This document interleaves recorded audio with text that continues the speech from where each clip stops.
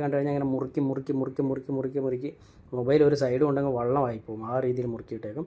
Okay മച്ചാനെ, ഇനി നമ്മൾ ഉണക്കാൻ വയ്ക്കാൻ പോവാണ്. ഉണങ്ങി കഴിഞ്ഞിട്ട് നമുക്ക് സീറ്റിങ് നോക്കാം. അപ്പോൾ എന്തായാലും സാധനം ഉണങ്ങിയിട്ടുണ്ട്. അപ്പോൾ നമ്മൾ റബ്ബർ ബാൻഡെല്ലാം ഇളക്കി മാറ്റാൻ പോവാണ്. സീറ്റിങ് നിങ്ങൾക്ക് കാണുമ്പോൾ അറിയാം. അതുകൊണ്ട് ഈ സൈഡൊക്കെ ഉണ്ടോ, സൈഡൊക്കെ എന്ന് പറഞ്ഞാൽ നല്ല സീറ്റ് ആയിട്ടുണ്ട്.